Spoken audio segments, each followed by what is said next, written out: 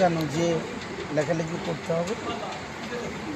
লেখালেখি বলতে ছোটো থেকেই আমাদের সবাই মানে যখন স্কুলে পড়তাম আমার বন্ধু বান্ধবরা এমনিতেই আমাকে একটা কেমন কবি কবি বলে ডাকতো।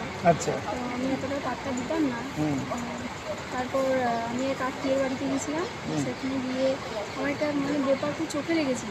আচ্ছা। ব্যাপারটি হলো যে আমার নিজেরই আত্মীয়। তো ওনারা কী করেন, আশেপাশে যে ওদের থেকে যে নিচু জাতি আছে তাদের সাথে মানে মেশেন না। আর এমনকি গায়ে যদি ছোঁয়া লেগে যায় তাহলে ওরা নাকি স্নান করে। আচ্ছা। কিন্তু ওদের বাড়িতে যদি ভালো মন্দ একটু রান্না হয় তাদের বাড়িতে কিন্তু খেতে যায়, তখন আর স্নান করে না নাকি? না খেয়ে স্নান করে। ও মানে খেয়ে না? খাবারটা খায়, আচ্ছা আচ্ছা তারপরে স্নান করে। আচ্ছা তারপরে জাতের যে ব্যাপারটা তখন কিন্তু তো মনে হয় যে না ওরা আমাদের থেকে নিচু। আচ্ছা এই ব্যাপারটা আমি প্রত্যক্ষভাবে দেখেছিলাম। আচ্ছা তো তখন থেকে ভাবছিলাম যে এটাকে কি আমি মানে গল্পের আকারে কোনোদিন মানে আকার দিতে পারি এটাকে, কিন্তু কখনো সাহস হয়ে ওঠেনি আমার। মানে আমি বিষয়টাকে ভাবতেই পারিনি যে আমি কখনো গল্প লিখবো। বাহ। তো আমি হোয়াটসঅ্যাপ স্ট্যাটাসে কখনো কখনো কোনো কোড আমি নিজের মতো করে লাইন বানাতাম, দিয়ে লিখতাম। তো সেখান থেকে আমার এক বন্ধু, আমার স্কুলের বন্ধু আমাকে বলে তাহলে তুই তোর গল্প লিখতে পারিস। বাহ। তাই ভাবলাম যে ঠিক আছে একদিন তাহলে চেষ্টা করা যেতে পারে। ওর বলার পরও আমি 1-2 মাস পর চেষ্টা করি গল্প লেখা। প্রথম আমার ওই গল্পটির নাম হচ্ছে জাতের স্নান, যেটা এখনও প্রকাশিত হয়নি। আমি মানে কোনো পত্রিকাতেই সেটি এখনো অপ্রকাশিত হয়েই রয়ে গেল। অপ্রকাশিত হয়েই রয়ে গেছে।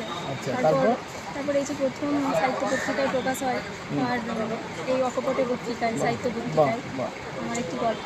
গল্পটার নাম মনে হচ্ছে পাপপুণ্য। সেটা তুমি কিভাবে পাপপুণ্যর কনসেপ্টটা কিভাবে এলো? এটা মানে থিমটা কি? পাপপুণ্য বলতে আগে যে চিরাচরিত যে প্রথাটি ছিল না, ওই জমিদারেরা গরিবদের ঠকিয়ে এসেছে, ওখান থেকেই একটা হয়তো কনসেপ্টটা নতুন নয়, কিন্তু আমার বিষয়টাকে ভালো লেগেছিল। এখন যে মানুষ মানুষকে এত ঠকায়, আমার ওই বিষয়টাকে আমার লিখতে ভালো লেগেছিল। বিষয়টা হয়তো পুরনো, কিন্তু আমি চেয়েছিলাম আমি কখনো ওরকম একটা কিছু লিখব। Very good. তো এই অপবাদের সাথে তোমার যোগাযোগ কীভাবে হলো? যোগাযোগ হয়েছিল এটাও একরকম মানে কী বলবো, আমার একটা বান্ধবী, আমি তাকে বলি যে আমি কিছু লেখা লিখেছি, তো যদি কখনো মনে হয় এগুলোকে প্রকাশ করা যায় কোনো সন্ধান, ও একটু ওই সাথে যুক্ত। আচ্ছা, অনেক মানুষের সাথে লেখালেখির সাথে মানে সংযোগ, অনেকের সাথে পরিচয় আছে বিভিন্ন ফিল্ডে, অনেকটা বেশি। আচ্ছা। আর ওকে বলার কারণ হচ্ছে ওর বাড়ি ঈশ্বরপুর, আর ওদের অমৃতপাড়াতে আমাদের একজন স্যার আছেন রাজা সাহেব মুখার্জি, সোনামুখীতে বাড়ি। উনি শিক্ষকতার সাথেও যুক্ত এবং উনি লেখালেখির জগতেও আছেন। আমি ওনার পরিচয় আগেও পেয়েছি, কখনো সরাসরি সাক্ষাৎ হয়নি।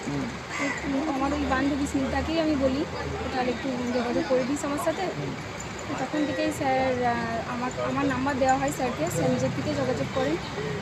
সেই যে যোগাযোগ করেন মানুষটা এত ভালো যে প্রথম পরিচয় আমার কখনো স্যারকে দেখে মনে হয়নি যে উনি অপরিচিত কেউ।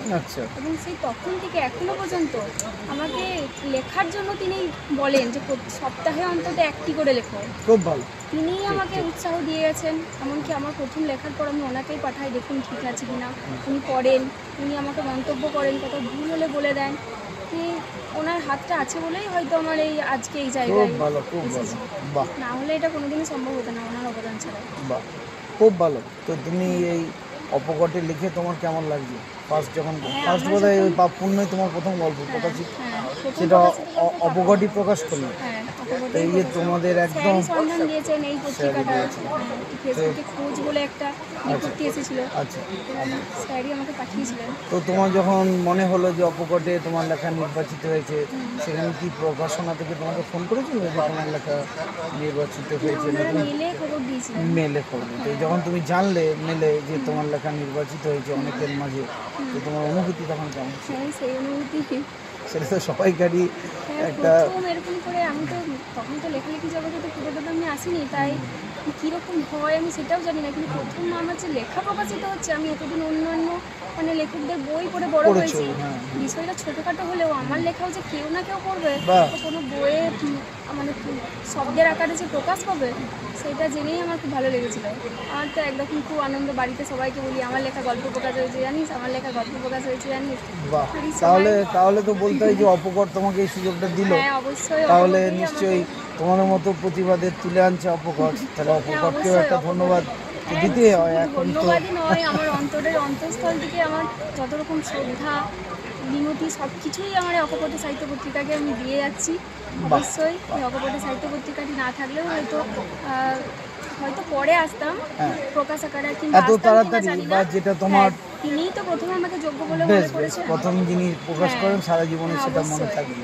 তো সেই তুমি পত্রিকার এখন সমস্ত কি চাইছো, সম্পাদক। মানে গল্প করতেই থাকবে না অন্য কোনো কিছু লেখার কথা ভাবছো? এই যে কবি কবি বললে, যে কবি কবি বলে বন্ধুরা রাগায়, তাহলে কি তুমি কবিতাও লেখো, তাই তো? কবিতা লিখেছিলাম কিন্তু সেগুলো অপ্রকাশিতই রয়ে গেছে। সে থাক, আবার প্রকাশ পাবে। কোনো কিছু সাময়িকভাবে সেটা অপ্রকাশিত, কিন্তু পরে সেটা প্রকাশ পায়। তো কবিতা কি এখন লেখো গল্পের মতো? না, গল্পের মতো কবিতা লিখি না, গল্পটা এখন গল্পকেই- লিখছি। হ্যাঁ, এখন গল্পই লিখছি। ঠিক আছে, খুব ভালো। দেখো, গল্প, ছোট গল্পের পাঠক প্রচুর, এবং বিশেষ করে মহিলা ছোট গল্পকার, এইভাবে তো ভাগ হয় না যে মহিলা ছোট গল্পকার, পুরুষ ছোট গল্পকার। তবুও আমরা একটা বলে থাকি যে এরকম মহিলা লেখক, সেই অর্থে খুব ছোট গল্পের বললে তুমি দেখো না, আশাপূর্ণা দেবী থেকে মাসিকা দেবী, মানে সংখ্যাটা কিন্তু বিরাট না। বিরাট। সুচিত্রা ভট্টাচার্য, অনিতা অগ্নিহোত্রী, তারপরে একালে আমরা আরও দেখতে পাচ্ছি দীপান্বিতাদি বা আরও যারা সব রয়েছেন, যে সংখ্যাটা যে একদম প্রচুর তা কিন্তু না। ছোট গল্পে মহিলারা ছোট গল্প লিখছেন, এটা কিন্তু একটা অবশ্যই অন্যরকম ব্যাপার। তো সেই জায়গাতে দাঁড়িয়ে আমি চাইবো যে তুমি আরও কন্টিনিউ করো, আরও চলুক। হ্যাঁ, আপনাদের আশীর্বাদ না, ঠাকুরের ভালোবাসা সবই পেলে তবেই ঠাকুরের লিখতে পারবো। ঠাকুরের দয়া। আমরা শুভেচ্ছা শুভকামনা জানাতে পারি, অবশ্যই এটা আমরা সবসময় পাঠক চাই। না থাকলে, ভালোবাসা না দিলে লিখবো না। অবশ্যই। আর তোমাদের মধ্যে নিউ জেনারেশন আসুক সাহিত্যে, এটা আমরা তো সবাই চাই, পাঠক হিসাবেও চাই, সাহিত্য অনুরাগী হিসাবেও আমরা চাই যে আমার ইন্সপিরেশন বলতে পারেন রাজা সাহেব মুখার্জি। খুব ভালো স্যার। তিনি আমাকে এতটা দাদার মতো, অভিভাবকের মতো এতটা লেখার জন্য আমাকে বলেন, খুব ভালো। তো তাকেও ভীষণ ধন্যবাদ, পরিমাণে। হ্যাঁ, অবশ্যই। তাকেও ধন্যবাদ। খুব ভালো লেখো, এইভাবে লিখতে থাকো, আর লেখা প্রকাশ পাক, এটাই বলছি। ভালো থেকো। হ্যাঁ।